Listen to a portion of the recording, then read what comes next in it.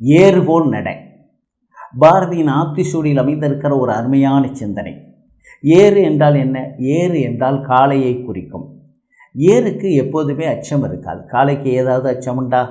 அது வலிமையாக கம்பீரமாக நடக்கிறது. எதை கண்டும் அது அச்சப்படுவதில்லை. எனவே எதிர்த்து செல்கிறது.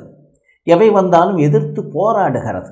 ஏனென்றால் காளையிடம் வலிமை இருக்கிறது, ஆற்றல் இருக்கிறது. அதனால் அது அச்சப்படுவதில்லை. ஆணுக்கு இதுபோன்று நடை இருக்க வேண்டும் என்று ஆசைப்படுகிறார் மகாகவி பாரதி. எனவே பாரதி நடக்கிற பொழுது ஏறுபோல் நடப்பான். எனவே எந்த நிலையிலும் அச்சம் கொள்ளாதவனாக அவன் இருந்தான்.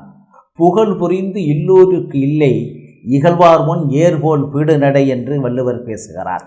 எனவே நம்முடைய இகழ்வார் முன் எப்படி இருக்க வேண்டும்? ஏறுபோல் நடக்க வேண்டும் என்று பேசுகிறார். அப்போதுதான் உனக்கு புகழ் வந்து சேரும் என்று பேசுகிறான். அதனால்தான் இளைய பாரதத்தினாய் வா வா வா, எதிரிலா வளத்தினாய் வார் வா வா, ஏறுபோல் நடையினாய் வா வா வா, சிறுமை கண்டு பொங்குவாய் வா வா வா என்று இளைய பாரதத்தை பற்றி பாரதி பேசுகிறான். எனவே சிறுமை கண்டு பொங்கவில்லை என்று சொன்னால் ஒரு தீமை நடக்கிறது, அது கண்டு அவனுக்கு கோபம் வரவில்லை என்றால் அவன் என்ன இளைஞன் என்று மகாகவி பாரதி மிக கடுமையாக வருந்துகிறான். அதனால்தான் இளைய பாரதத்தை அவன் அழைக்கிறான். ஏனென்றால் இளைய பாரதத்தில் இளைஞர்களிடத்தில்தான் வலிமை இருக்கிறது, ஆற்றல் இருக்கிறது. அவர்கள் எப்படி நடக்க வேண்டும் என்றால் ஏறுபோல் நடக்க வேண்டும். என நல்ல வலிமை உள்ளவர்கள் எப்படி நடப்பார்கள் என்றால் மிக ஆற்றலோடு நடப்பார்கள் என்பதை பார்க்கிறோம்.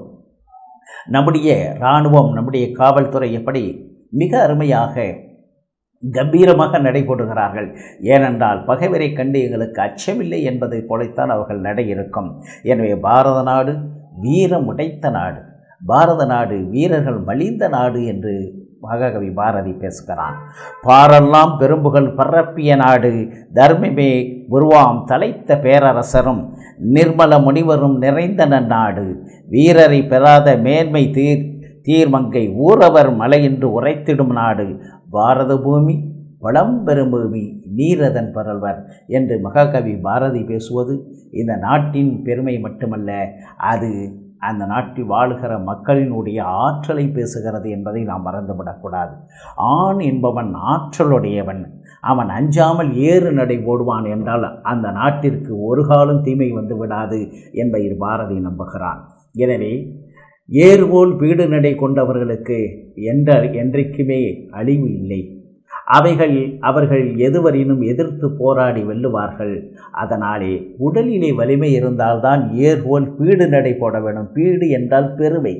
எனவே பெருமையாளன் எப்படி நடப்பானோ அதுபோல அந்த ஆற்றல் மிகுந்தவர்கள் எப்படி நடப்பார்களோ அதுபோல ஆற்றலும் பெருமையும் கொண்டவனாக நீ இருக்க வேண்டும் என்பதைத்தான் இந்த இளைஞர்களுக்கு சொல்லுகிற அருமையான பாடமாக, என்றைக்கும் அவர்கள் வாழ்வில் தோல்வி வந்துவிடக்கூடாது என்கிற நோக்கத்திலே மிக அருமையாக பாரதி ஏறுபோல் நடையை இளைஞர்கள் கொள்ள வேண்டும். அவர்கள் அத்தகைய வலிமையுடையவர்களாக இருப்பதுதான் அவர்கள் வாழ்க்கைக்கும் இந்த நாட்டின் எதிர்காலத்துக்கும் நன்மை என்று அவன் மிக அருமையாக சிந்தித்து ஏறுபோல் நடைகொள் என்று பேசுகிறான்.